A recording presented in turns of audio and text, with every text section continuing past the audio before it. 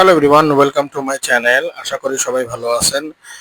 আপনারা সবাই জানেন যে বর্তমানে বাংলাদেশ থেকে বিপুল পরিমাণে পান এক্সপোর্ট হইতেছে। আর একবার আমি একটা ঘটনা বলছিলাম যে সৌদি আরবে যখন পান কম যায় বা না যাওয়ার মতো উপর কম হয়, সৌদি আরবে যখন পান মানুষ পায় না, তখন তারা বড়ই পাতাকে পানের মতো চাবায়া চাবায়া পানের ফিল নেওয়ার চেষ্টা করে। তো তখন অনেকে বলে যে ভাই ইন্ডিয়ান পান তো আছে, রেগুলার যায়। তখন কথা আসে যে ইন্ডিয়ান পান বাংলাদেশ সৌদি আরবে বাংলাদেশের পানের মতো কখনোই জায়গা করতে পারে নাই, কখনোই পারে নাই।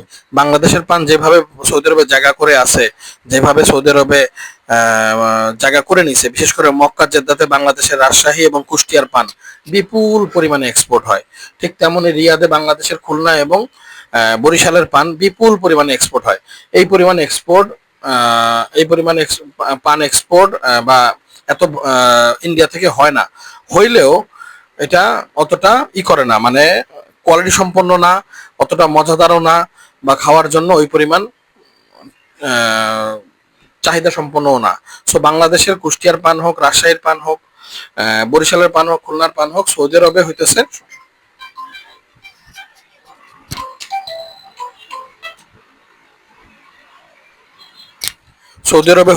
সবচেয়ে বেশি চলে, সবচেয়ে বেশি যায়।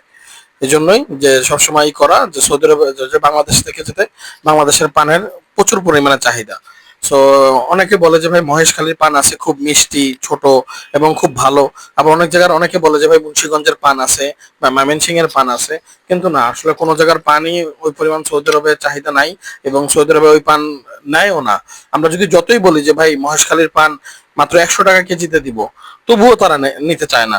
আমরা যদি বলি যে ভাই মুন্সিগঞ্জের পান 50 টাকায় দিব কেজিতে, তাও নিতে চায় না। কারণ কি, প্রত্যেকটা জায়গার কিছু কিছু ক্রাইটেরিয়া থাকে। মহেশখালীর পান পাকিস্তানে এক্সপোর্ট হয়, এভাবে মুন্সিগঞ্জের পান কোথাও হয় না, বা ময়মনসিংহেরটাও হয় না। তো এই আর কি। তো পান হইতেছে এমন একটা পান হইতেছে এমন একটা প্রোডাক্ট যেটাতে বাংলাদেশ বিপুল পরিমাণে ডলার আর্ন করে, এবং বিপুল পরিমাণে বাংলাদেশ থেকে এক্সপোর্ট হয়। এই যে দেখেন, এখন বিমান ভাড়া বিপুল বেড়ে গেছে বাংলাদেশ থেকে, কিন্তু ইউরোপ সেক্টরে বিপুল পরিমাণে বিমান ভাড়া বেড়ে গেছে, এবং এই বিমান ভাড়া বাড়ার কারণে ভেজিটেবল এক্সপোর্ট একেবারে কমে গেছে।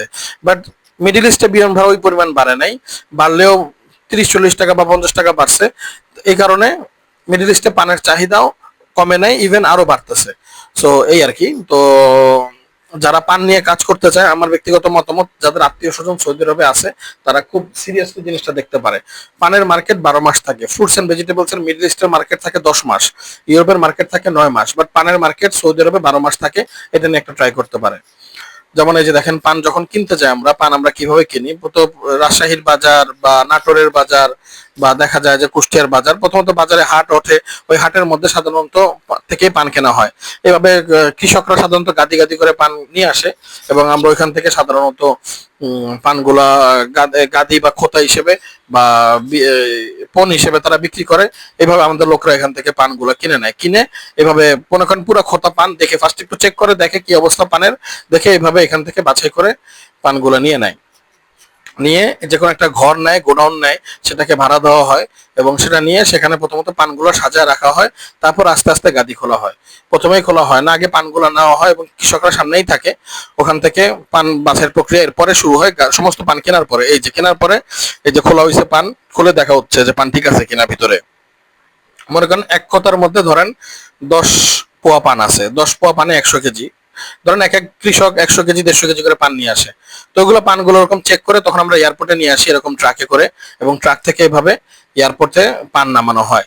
এই যে প্রত্যেকটা ভ্যানে ভ্যানে করে যে এক এক খোতা, এই দেখেন এক এক খোতায় 10 বাস্কেট করে পান হয়ে যাবে।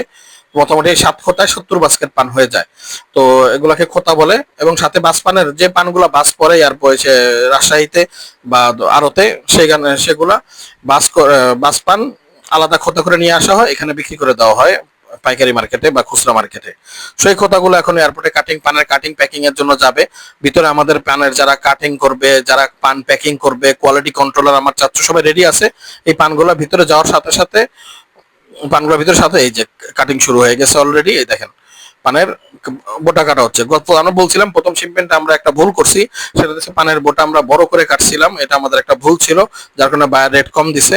তো পানের বোটা সবসময় ছোট, মক্কার পানের বোটা সবসময় আরো ছোট করা হবে। এই যে বোটার সাইজটা দেখতেছেন না, এই পানটা জেদ্দার বোটার কাটিং, এই পানটা জেদ্দার বোটার কাটিং, পানের বোটা অবশ্যই ছোট কাটিং হবে, ছোট বোটা হবে পানের সাইজটা। তো এই যে পান কাটা হচ্ছে, এখানে বাস্কেটে ভরা হচ্ছে, এক এক বাস্কেটে 9 কেজি পান ঢুকবে, 9 কেজি, 9 কেজি পান ঢুকে বাস্কেট গুলো প্যাকিং করে কোল্ড স্টোরে দেওয়া হয়, অনেক সময় অনেক সময় কোল্ড স্টোরে দেওয়া হয় না। আরিফ ভাই আমাদের পানের কাটিং করে, আরিফ ভাই পানের লাইনে খুব ওস্তাদ, সাথে আমার চাচ্চু যিনি কিনা পানের কোয়ালিটি কন্ট্রোলটা করে। এই যে খোতা, এই যে খোতাগুলো আসছে, এভাবেই পান এখান থেকে বাছাই করে, আরো আসলে অনেকে পান কাটতেছে, এভাবে এখান থেকে বাছাই করে এখান থেকে যে বাস্কেট গুলো করে ওজন দেওয়া হয়, ওজন দিয়ে তারপর আমরা লোডাররা পান নিয়ে যায়। তো এভাবেই মোটামুটি আমাদের পানগুলা করা হয়। এখান থেকে পানগুলা বাছাই করে নিয়ে বাস্কেট করে নিয়ে, মনে করেন 70 বাস্কেট পান হয়েছে, লোডাররা এই পানগুলো নিয়ে কোল্ড স্টোর করে, কোল্ড স্টোর থেকে বের করে গাড়িতে ভরে, গাড়িতে লোড করে এয়ারপোর্টের ভিতরে নিয়ে যায়। ভিতরে নিয়ে লাইসেন্স, যে লাইসেন্সের মাধ্যমে যাবে সেই লাইসেন্সের ডকুমেন্টের সাথে সিএনএফ এর কাছে হস্তান্তর করে, সিএনএফ কার্গো বিমানের কাছে হস্তান্তর করে এবং তারা ভিতরে সমস্ত যাবতীয় কাজগুলো কমপ্লিট করে। সো এইভাবেই মোটামুটি পানের এক্সপোর্ট গুলো হয়। তো আপনি দেখতেছেন যে পান আসলে এমন একটা প্রোডাক্ট, যদিও পানের ব্যবসা খুব কঠিন, খুবই কঠিন, খুবই কঠিন। আপনি ওখান থেকে পান 750 কেজি কিনে এয়ারপোর্টে নিয়ে আসলেন, যেখানে আপনি দেখবেন যে পানের আস্তে আস্তে পানের এমন কোনো সমস্যা হয়ে যেতে পারে, আল্লাহ না করুক, দেখা যায় 150 পান আপনার বাস পড়ে গেল, তখন আপনি 600 কেজি পানের দাম পাবেন, বাকি 150 কেজি পানের দাম পাবেন অর্ধেকের থেকেও কম দামে। সো এই ইস্যুগুলো অনেকগুলো থাকে পান এক্সপোর্টের ক্ষেত্রে বা পান লোকাল বিজনেসের ক্ষেত্রে। সো এটাই প্র্যাকটিক্যাল দেখাতে চাইছিলাম যে পান আমরা কেনার পরে কিভাবে আমরা এয়ারপোর্টে কাজ করি। Thank you for watching my video.